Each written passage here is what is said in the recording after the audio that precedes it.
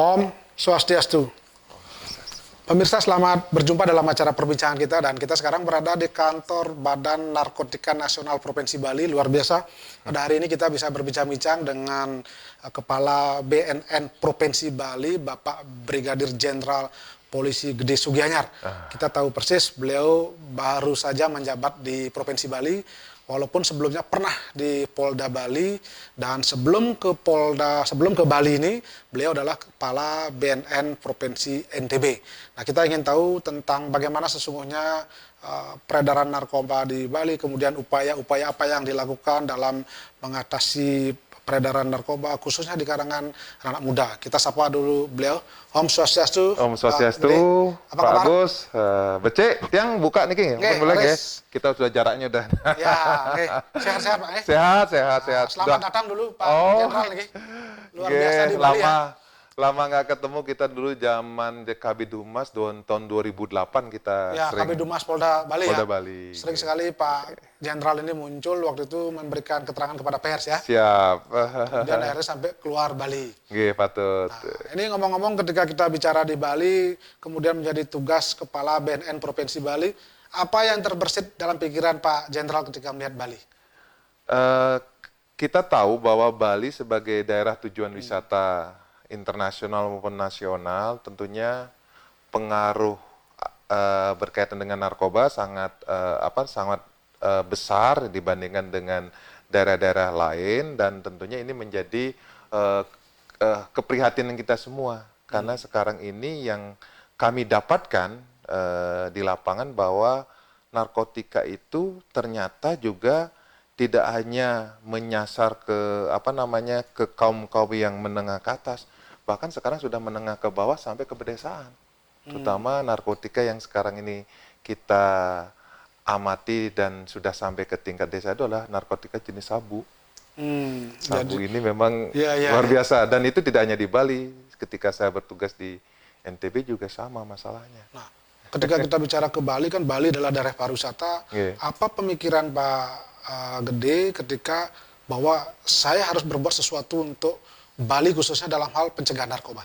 Ya, tentunya saya berharap bahwa dengan kehadiran saya berdinas kembali ke Bali ya, kalau dulu sebagai Kabid Humas, saya sekarang membidangi menangani masalah-masalah narkotika yang tentunya saya harus meyakinkan masyarakat bahwa menangani narkoba itu tidak hanya cukup dengan hanya dari sisi aspek penegakan hukum semata.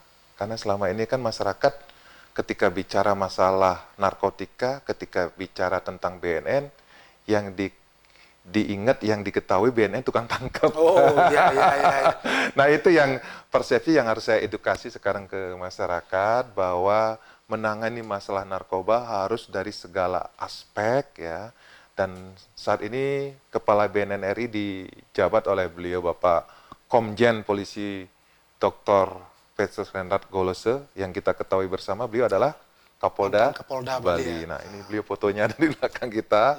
Sudah tidak asing bagi semeton Bali karena cukup lama beliau dan berhasil di Bali. Dan beliau menekankan bahwa sekarang ini ada tagline beliau namanya War on Drug. Nah, War on Drug itu dalam rangka mewujudkan Indonesia bersinar, Indonesia bersih narkoba. Nah, di dalam War on Drug itu, perang terhadap narkoba tidak hanya melulu terhadap kegiatan-kegiatan yang sifatnya penegakan hukum, memerangi bandar, pengedar, dan sebagainya. Tidak. Karena masalah narkoba itu harus dilihat dari segala aspek, terutama dari sisi aspek menekan suplainya, maksudnya masuknya narkoba itu sendiri. Dan di satu sisi aspek itu adalah bagaimana menekan demand, permintaan akan narkoba.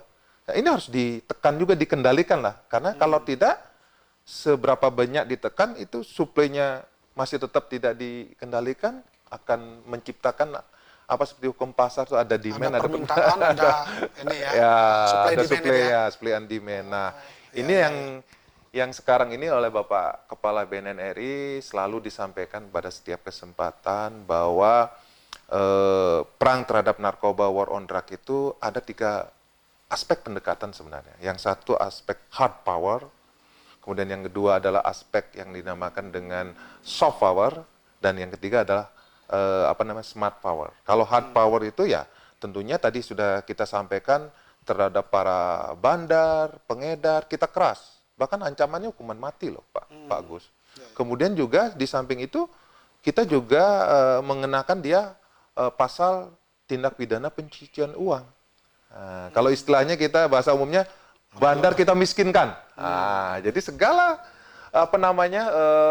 hasil kejahatan, rumah, tanah, ataupun apapun bentuk usaha yang bisa dibuktikan di dalam penyidikan itu merupakan hasil kejahatan dari narkoba, itu bisa nanti disita untuk negara. Jadi supaya menimbulkan efek kapok. Nah, itu berkaitan dengan hard power. Nah, yang soft power ini yang banyak yang tidak diketahui oleh masyarakat, bahwa menangani narkoba ini dengan pendekatan soft power itu adalah yang penting bagi masyarakat yang belum terkena narkoba, itu dengan kegiatan-kegiatan komunikasi, informasi, dan edukasi. Baik secara langsung kepada masyarakat maupun secara tidak langsung. Di era sekarang ini tidak langsung kan dengan era digital, era media sosial, ya sekarang kita kembangkan dengan media sosial yang ada, karena di era pandemi kan kita membatasi bertemu langsung, sehingga media sosial ini salah satunya kegiatan kita sekarang ini.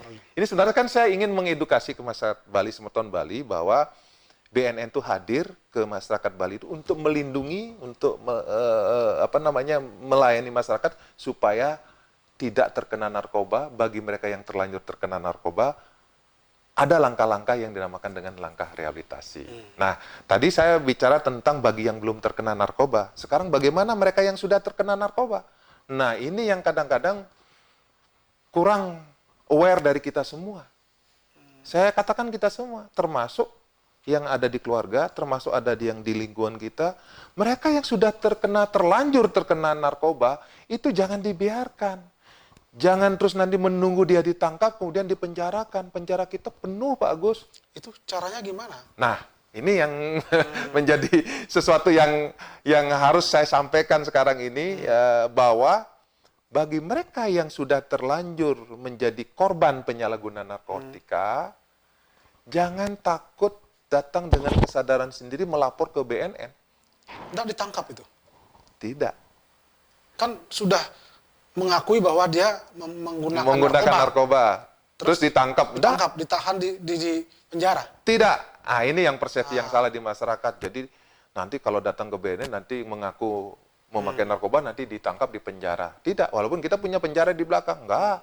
Jadi kalau orang korban penyalahguna datang ke BNN melapor, justru pertama tidak ditangkap.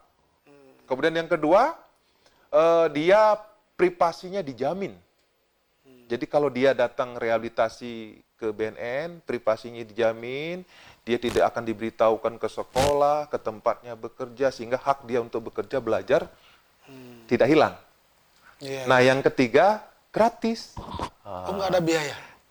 Kalau menggunakan fasilitas rehabilitasi yang dimiliki oleh BNN, dia gratis. Tapi kalau menggunakan fasilitas rehabilitasi yang dimiliki oleh instansi pemerintah, dalam ini adalah seperti di Bangli kan ada tempat rawat inap ya, ada di Rumah Sakit Bangli itu punya Pemprov, itu dikhususkan bagi yang memiliki kartu BPJS PBI, itu bisa gratis.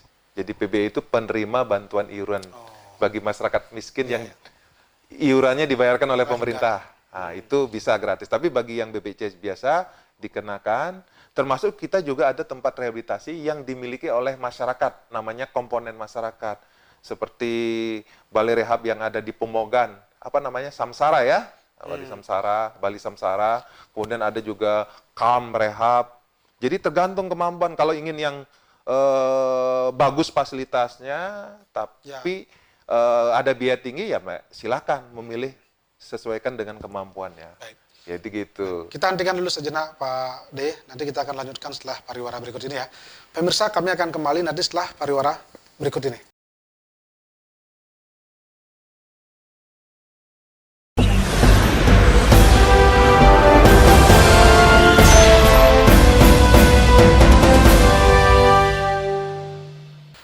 Pemirsa, masih dalam acara perbincangan kita, dan Kami masih bersama Bapak Brigjen Gede Sugianyar, Kepala Badan Narkotika Nasional Provinsi Bali. Tadi kita sudah bicara bagaimana sesungguhnya upaya dari BNN Provinsi Bali untuk mengajak kita bersama-sama peduli terhadap peredaran narkoba, bahwa sesungguhnya BNN itu kalau bagi kita yang sudah kena narkotika sebenarnya jangan khawatir untuk melakukan rehabilitasi di kantor BNN seperti itu. Saya kembali Pak D. Ya. Ketika kita bicara soal BNN tadi katakan itu memang tidak ditangkap kalau orang yang memang dengan kesadaran penuh melakukan rehabilitasi dan sebagainya. Nah sampai saat ini bagaimana kondisinya? Apakah sudah banyak yang datang ke sini untuk melakukan rehabilitasi seperti itu? Nah ini yang menjadi perhatian kita. Kebetulan saya pernah bertugas di daerah NTB selaku Kepala BNN. Di sana tingkat kesadaran masyarakat untuk rehabilitasi relatif tinggi. Setahun terakhir ini yang rehabilitasi kurang lebih sekitar 1.500 orang setahun. Nah sementara di Bali jumlahnya sangat kecil, sekitar 300 sampai 400 orang. Nah ini yang menjadi tugas saya, PR saya, bagaimana meyakinkan masyarakat untuk rehabilitasi. Itu kenapa ya mereka tidak melakukan itu? Justru karena itu, yang tadi itu karena khawatir ditangkap ya, itu?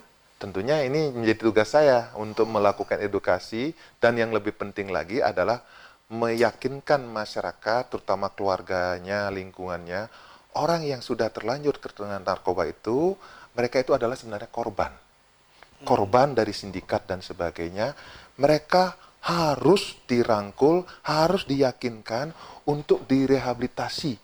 Karena sebenarnya menggunakan narkoba itu sebenarnya ada 3 pilihan ini Pak Agus. Pertama, dia di penjara, ya, kalau ditangkap kan.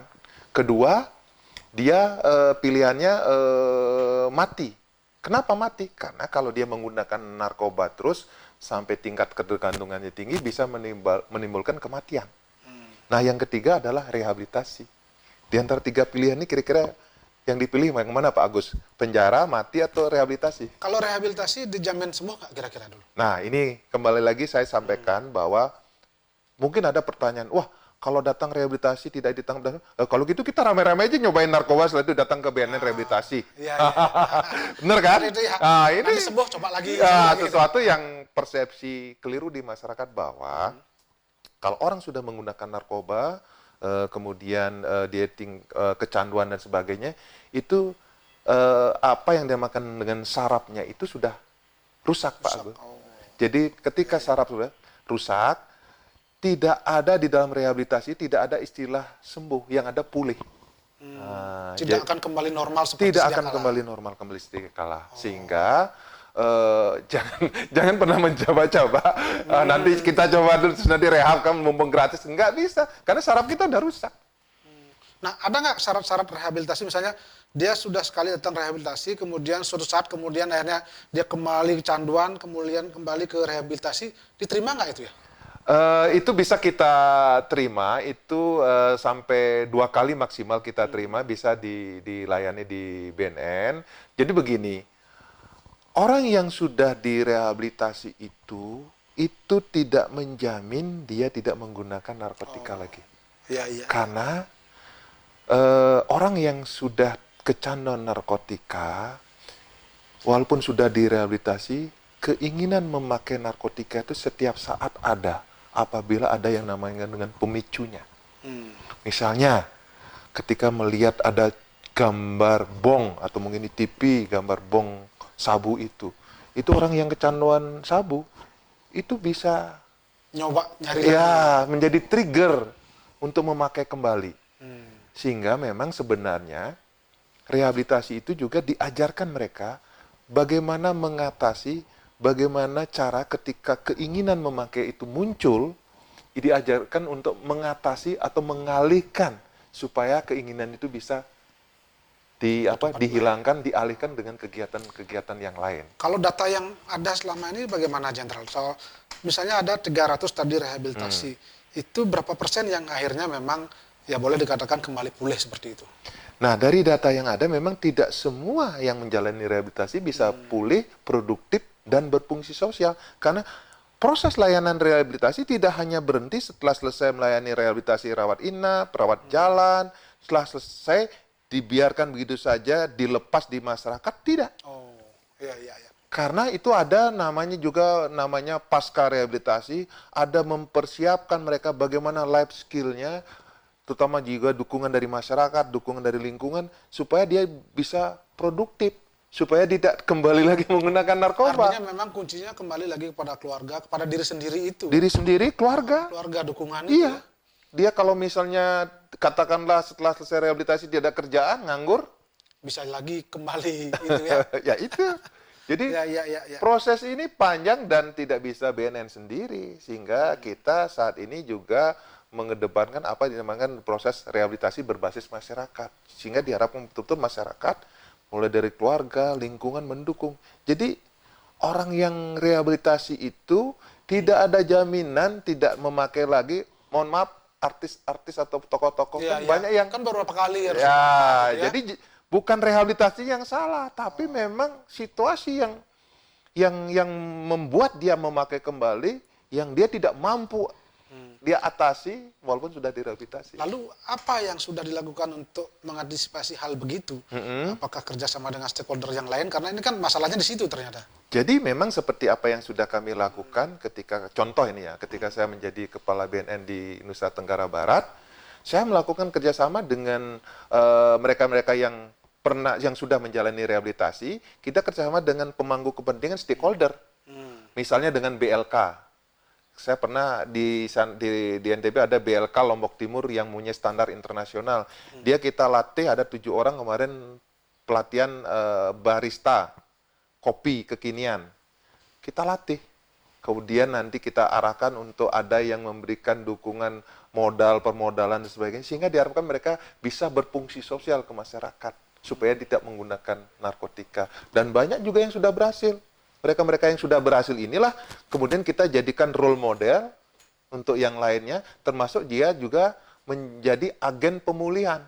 Agen pemulihan artinya melakukan penjangkauan, melakukan kegiatan-kegiatan supaya lebih meyakinkan untuk mereka yang penyalahguna korban itu untuk diajak rehabilitasi. Karena yang mengajak itu adalah yang sudah pernah memakai, sudah direhabilitasi, lebih dipercaya daripada kita yang petugas ini gitu. Ya, artinya sesungguhnya bisa kembali normal bermasyarakat apabila memang kita betul-betul disiplin dan serius untuk melakukan perbaikan diri melalui rehabilitasi itu kan? Betul, bisa. Bisa kan? Banyak yang contohnya yang sudah berhasil, yang saya lihat sudah mempunyai seperti di Praia Lombok kemarin di NTB ada yang namanya recovery kopi. Jadi dia ada usaha berhasil sampai dia namanya recovery kopi karena dia pernah melakukan terjebak dalam sampai di Balai Besar Lido dia direhab. Baik, kita hentikan dulu sejenak Pak Gede. Pemirsa, kami akan kembali nanti setelah pariwara berikut ini.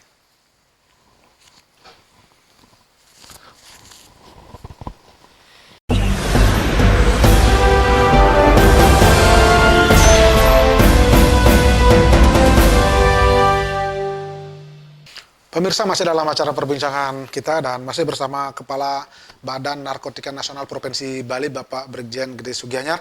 Tadi kita sudah bicara bagaimana sebetulnya upaya-upaya rehabilitasi yang dilakukan sesungguhnya bisa memulihkan kembali orang yang sudah terjebak dalam narkotika. Tentu kuncinya adalah bagaimana disiplin, kemudian dukungan dari keluarga, dukungan dari lingkungan untuk bisa kembali berproduksi. Saya kembali ke Pak Gede. Nah, untuk di Bali sendiri saat ini memang narkotika itu dari kalangan mana yang banyak disasar ya? Jadi memang sekarang ini dari data yang ada yang rehabilitasi ke tempat layanan rehabilitasi itu usia 15 tahun sampai dengan usia 30 tahun itu banyak menyasar, dan notabene kalau kita sekarang ini kita golongkan mereka kaum milenial dan generasi Z di bawahnya itu. Artinya itu usia-usia produktif ya? Tentu, dan ini yang menjadi keprihatinan kita semua karena kita tahu bahwa mereka itu adalah sebenarnya aset-aset kita menuju generasi emas yang kita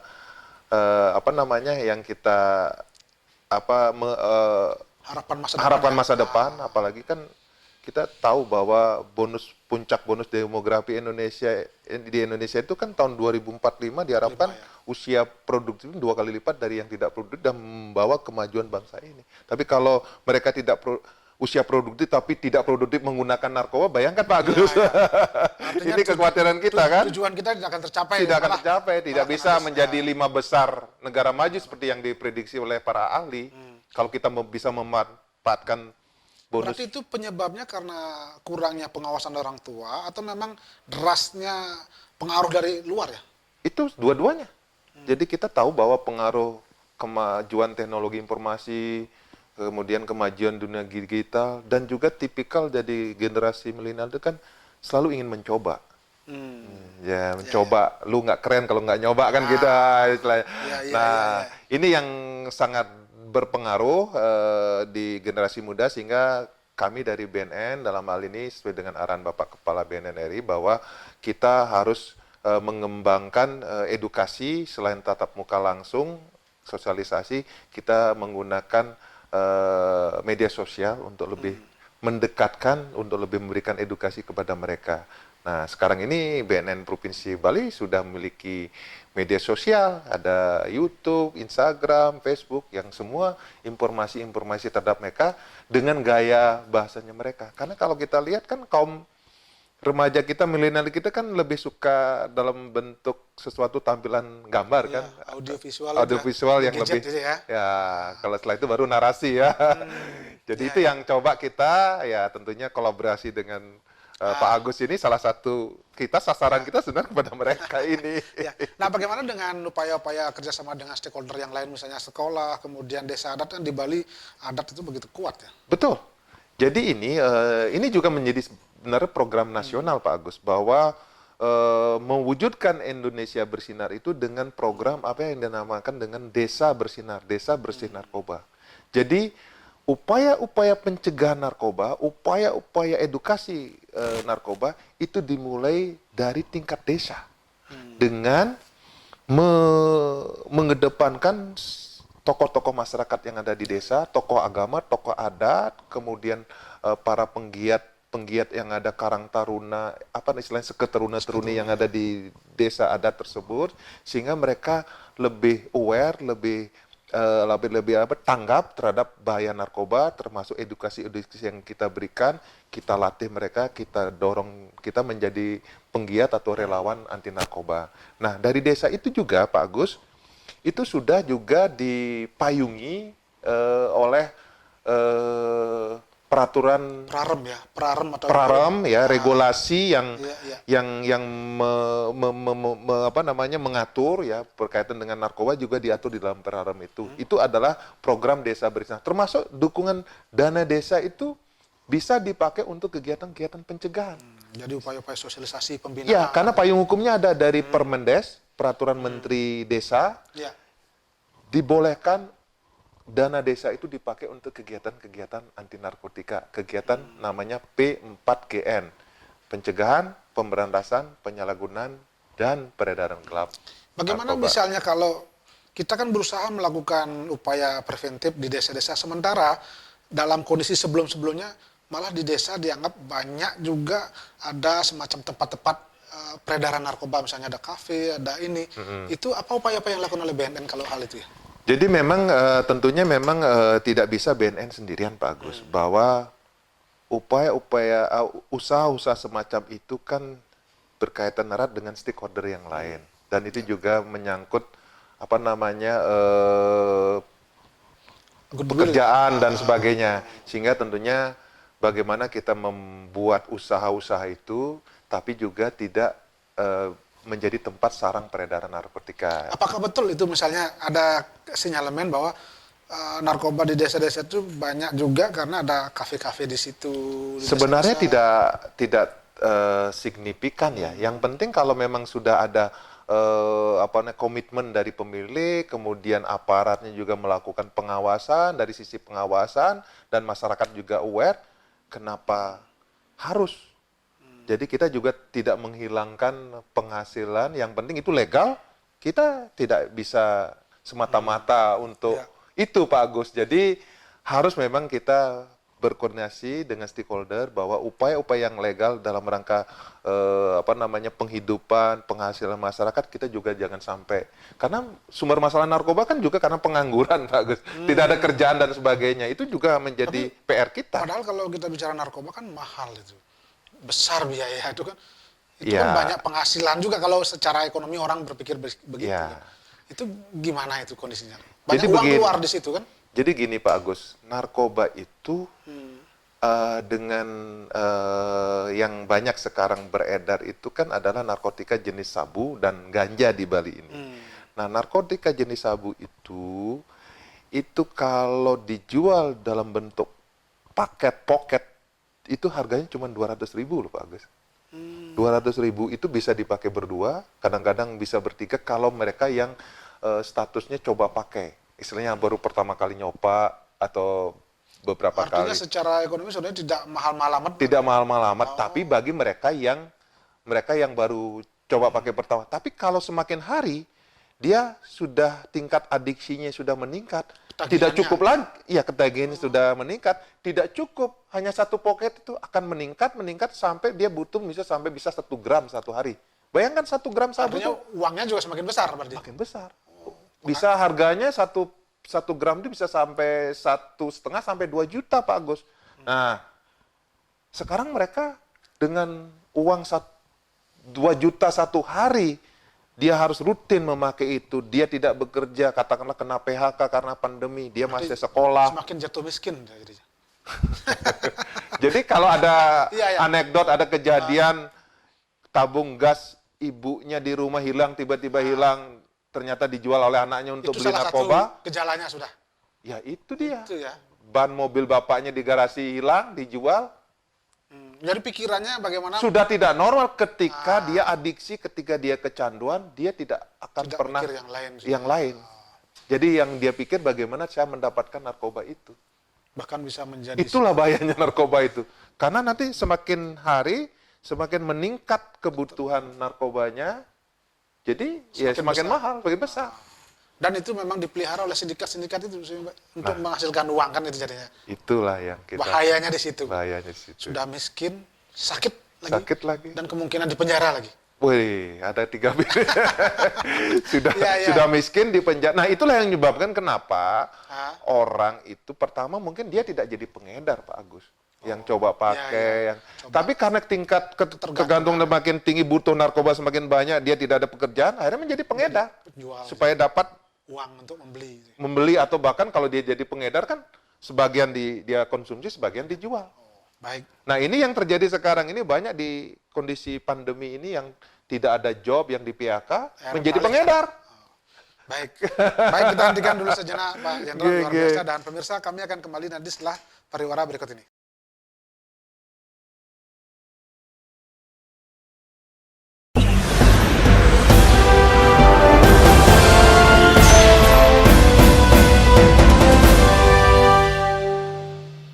Pemirsa, masih dalam acara perbincangan kami bersama Kepala BNN Provinsi Bali, Bapak Jenderal Polisi Gede Sugianyar. Tadi kita sudah bicara bagaimana sesungguhnya upaya-upaya yang dilakukan oleh BNN Provinsi Bali dalam upaya untuk mencegah makin meluasnya peredaran narkotika, bekerja sama dengan stakeholder, baik keluarga, lingkungan, dan juga mungkin aparat-aparat desa, adat juga sangat penting. Saya kembali ke Pak Gede. Ketika kita bicara Bali, Bali identik dengan pariwisata, Bali identik dengan kehidupan mungkin orang asing dulu sebelum masa pandemi, sehingga ketika orang di sini Bali banyak sekali narkotika yang beredar dianggap wajar karena daerah pariwisata, karena turis banyak, kemudian peredarannya itu sangat luas. Betul nggak sinyalemen seperti itu ya? Ini tentunya harus kita luruskan ini Pak Gus. Jadi memang dari data yang ada di kami, dari data hasil penangkapan, pengungkapan kasus, narkotika yang banyak dipakai, yang ditangkap ini adalah narkotika jenis sabu dan jenis ganja. Nah, ganja itu datangnya, produksinya adalah di daerah Sumatera, di Aceh. Aceh, ya. Itu domestik kan. Kemudian sabu itu pengirimannya datang dari daerah, ada 2 daerah utama, dari daerah Segitiga Emas di perbatasan di daerah, satu kawasan di daerah perbatasan Myanmar, Thailand dan Laos, itu kawasan namanya segitiga emas, itu masuk lewat laut ke Selat Malaka, kemudian sampai di Pulau Sumatera. Kemudian dari Pulau Sumatera, sabu itu baru masuk ke Bali. Nah, dan satu lagi masuknya sabu adalah dari Golden Crescent di daerah perbatasan antara Afghanistan, Pakistan dan Iran.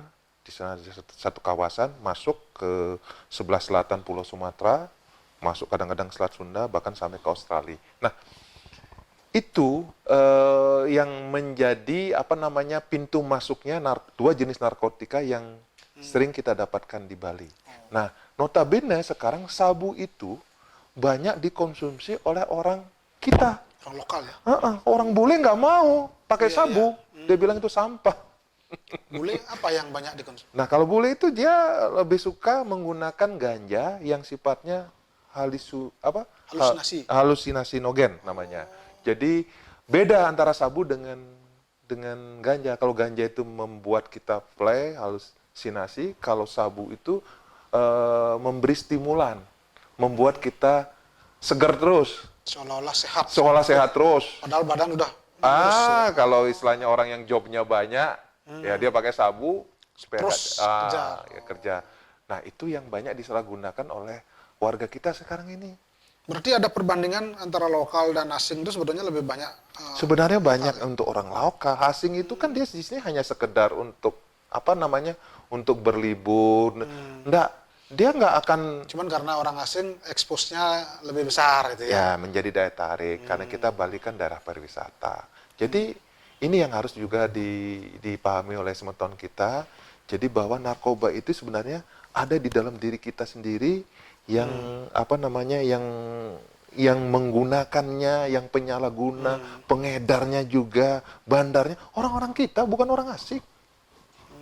Ya, ya, ya. Lalu di mana itu pusat-pusat peredaran narkoba yang sering mungkin dari hasil data yang ada ya di Bali khususnya? Jadi kalau memang secara spesifik saya memang tidak bisa saya tentukan karena peredaran narkoba ini kan di era digital, era sekarang sudah bisa paket pos, bisa Tidak mesti di pusat-pusat hiburan itu ya? kan Kayak pusat dulu ya. produksi narkoba bukan di Indonesia, tapi kalau untuk ganja itu memang dikirim biasanya dari Aceh karena ladangnya memang hidup subur di Aceh. Kalau sabu itu memang biasanya masuknya lewat pintu Pulau Sumatera. Dari Sumatera misalnya dari Medan, dari Batam, dari Riau, dikirimlah ke Bali lewat, ada beberapa cara, ada lewat paket, ada lewat jalan darat, ada juga lewat bandara kadang-kadang lolos. Bahkan ada yang namanya dengan sistem roket loh Pak Agus. Apa itu? Jadi sistem roket itu, mohon maaf saya ini, mereka menggunakan sabu itu dibungkus menggunakan kondom, mohon maaf. Bentuknya kan kayak roket itu, Ya, ya, dibungkus ya, ya. rapat, kemudian dimasukkan lewat bagian tubuhnya, lewat bawah di belakang, mohon maaf, duburnya. Itu mereka bisa tahan sampai 8 jam. Mereka Itu banyak. menggunakan penerbangan domestik. Tidak terdeteksi karena ada di dalam tubuhnya. Oh, dari di X-ray itu sinar itu tidak akan tembus ya? Ya. Oh, ya, Jadi ya. itu yang dilakukan oleh mereka, dan bahkan ada kemarin yang saya tangkap itu di NTB kebetulan, saya baru beberapa waktu yang lalu itu seorang ibu itu bisa dia memasukkan ada 3. Berarti beratnya satu roket itu 100 gram bisa 300 gram. Melalui dubur itu ya? Ya. Luar biasa. Itu harganya kalau nilai pasar. Resikonya tidak meninggal orang itu, mungkin kuat ya berapa? Kalau pecah mati. Tapi dia bilang katanya lebih dari 8 jam itu perutnya sakit, dia harus keluarkan. Harus keluarkan. Ya.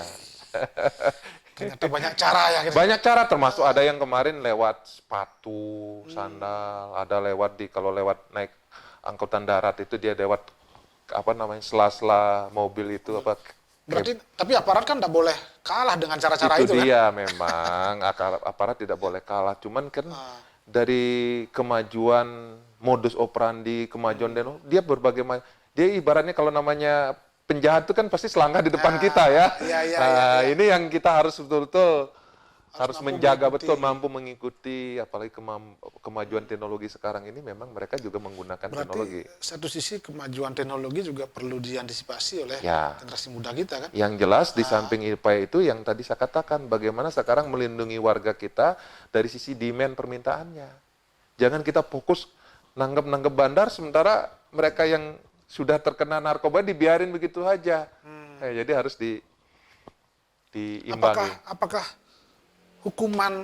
mungkin hukuman penjara kepada mereka itu dianggap tidak menimbulkan efek jera ya? Kalau penjara ya sudah ancaman hukuman mati, apalagi maksimal itu hukuman mati. Sudah banyak yang diancam hukuman mati, hukuman seumur hidup, bahkan hukuman mungkin 20 tahun. Tapi anehnya lagi setelah dia keluar lagi, Masih enggak?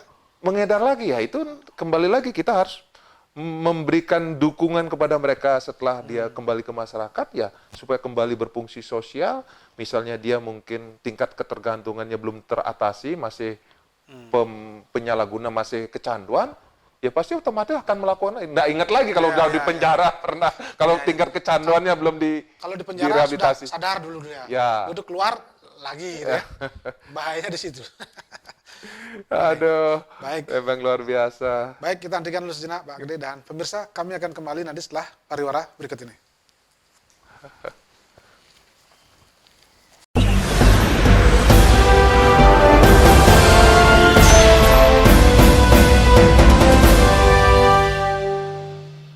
Pemirsa, masih dalam acara perbincangan kita dan masih bersama Kepala BNN Provinsi Bali Bapak Brigjen Pol Gede Sugianyar.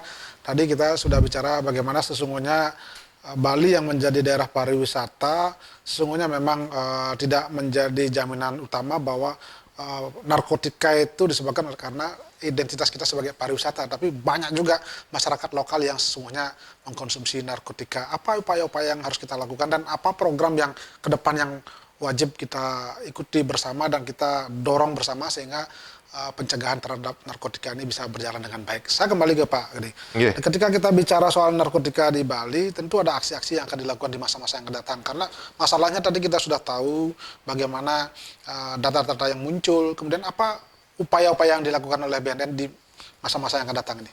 Ya tentunya ini kita BNN dalam menangani masalah narkotika ini tidak bisa sendirian Pak Agus.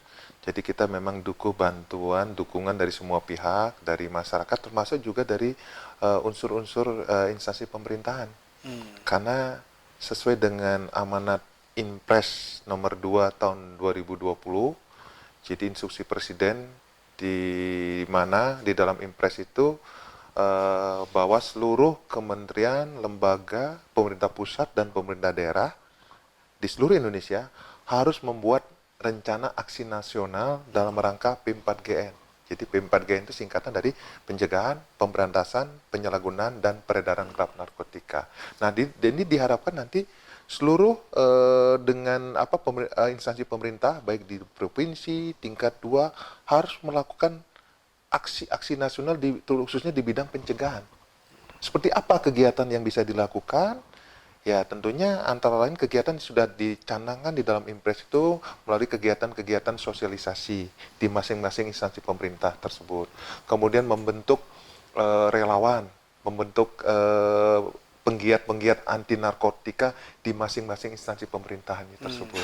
Kemudian juga harus membuat regulasi-regulasi yang bisa mengarah ke upaya-upaya pencegahan maupun rehabilitasi yang dibuat misalnya di tingkat desa dengan praremnya itu, kemudian ada di tingkat kabupaten kota itu dalam bentuk perda, termasuk juga provinsi perdanya yang juga nanti sebagai payung cantelan bagi instansi pemerintahan untuk melakukan kegiatan menganggarkan, karena anggaran BNN terbatas.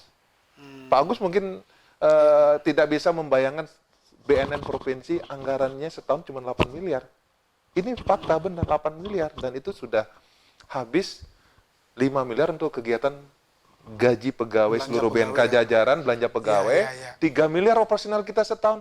Terus kita berharap BNN menyelesaikan masalah narkotika di Bali sendirian. Itu tidak bisa ya. Tidak bisa. Dan itu memang sesuai dengan yang diamanatkan di dalam Inpres nomor 2 bahwa harus didukung oleh seluruh stakeholder semua. Ya, jadi termasuk juga salah satu yang mungkin kita langkah yang bisa dilakukan kegiatan-kegiatan di dalam Inpres itu adalah kegiatan tes urin dalam rangka deteksi dini.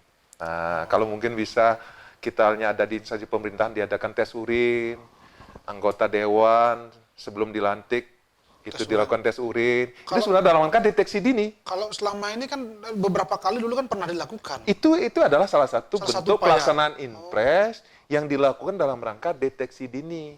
Tetapi diingat bahwa kegiatan-kegiatan tes urin yang dilakukan di saat itu hasilnya tidak boleh dipublikasikan karena itu menyangkut rekam medik. Iya, iya. Dan itu hasilnya hanya boleh diberikan kepada pimpinan instansi yang meminta melakukan tes urin kepada BNN, kemudian pimpinan instansi tersebut menggunakan hasil tes urinnya sesuai dengan regulasi masing-masing. Artinya untuk mengambil langkah-langkah, misalnya kalau ada yang terlibat, Selalu terlibat, gitu ya. kalau ada yang kecanduan Itu kalau pemakai melakukan tes urin itu apakah permintaan dari instansi atau dari BNN sendiri yang meminta langsung ke situ? Jadi dari instansi tersebut menganggarkan pengadaan alas tes untuk urinnya untuk kegiatan pencegahan, kemudian BNN sebagai tenaga ahlinya untuk melakukan pelaksanaan tes urinnya. Nah, jadi artinya sebetulnya perlu ada inisiatif juga dari masing-masing instansi itu ya. Oh itu karena memang sudah diperintahkan dalam Inpres nomor 2 tahun 2020. Jadi bukan tugas BNN saja di situ. Tidak, kan? tidak. Karena BNN itu menyangkut anggaran juga di situ. Ya, karena kalau kita di BNN tidak mampu untuk mengadakan tes urin sebanyak instansi pemerintahan yang ada. Kalau kita berbicara soal Bali di skup nasional, Bali ini peringkat berapa ya? Boleh dikatakan seperti itu sebagai pengedar narkotika yang ada di Bali itu. Sebenarnya kalau di peringkatnya itu kita hampir dikatakan tidak secara kuantitatif ya, secara kualitatif memang masih di level yang medium. Medium. Oh tidak, artinya memang Bali menjadi pusat peredaran narkoba? Oh tidak, bukan. Karena orang di Bali itu hanya marketnya saja. Kalau pusat peredaran kan kita lihat tadi pintu masuknya, masuknya mendarat di Pulau Sumatera. Berarti Bali marketnya salah satu ya? Marketnya. Market dari narkotika. Jadi narkoba di Indonesia itu kan sabu dan ganja itu dari Pulau Sumatera, baru didistribusikan ke Jawa, ke Bali, ke NTB, bahkan ke Maluku, ke Papua. Jadi makanya harga itu Pak Agus, harga sabu katakanlah di Sumatera Utara hanya 750.000 per gram, di Bali 1.650.000, NTB 2 juta, di Maluku bisa 3 juta di Papua. Baik. Baik, terakhir mungkin Pak D, harapan Pak D kepada masyarakat apa terkait dengan upaya kita bersama-sama untuk mencegah meluasnya peredaran narkotika ini? Jadi saya sangat berharap kepada masyarakat Bali bahwa menangani masalah narkoba memang tidak bisa BNN sendiri. Kemudian apabila ada di lingkungan kita ataupun di di masyarakat kita, di keluarga dan sebagainya, kalau memang sudah terlanjur terkena narkoba, jangan malu, jangan ditutup-tutupi, segera yakinkan, ajak dia ke BNN, kita akan siap membantu, akan melakukan upaya-upaya rehabilitasi dalam rangka pemulihan. Karena pada dasarnya menangani narkoba itu harus juga diimbangi dengan upaya-upaya melakukan kegiatan rehabilitasi. Gitu. Baik, terima kasih Pak Brigadir Jenderal Polisi Gede Sugihanyar atas perbincangan ini. Mudah-mudahan ini bisa memberikan inspirasi sekaligus informasi kepada kita bahwa perang terhadap narkoba tidak hanya dilakukan oleh BNN tapi seluruh komponen masyarakat. Betul. Khususnya mungkin lingkungan keluarga bagaimana memberikan dukungan agar kita sama-sama terhindar dari narkotika. Betul. Terima kasih atas waktunya ya. Terima kasih sama-sama Pak Agus. Pemirsa, demikian tadi perbincangan kami dan seluruh kerabat kerja yang bertugas mengucapkan terima kasih atas perhatian dan kebersamaan Anda, dan kami akhiri dengan Parama Santi. Om Santi Santi Santi Om.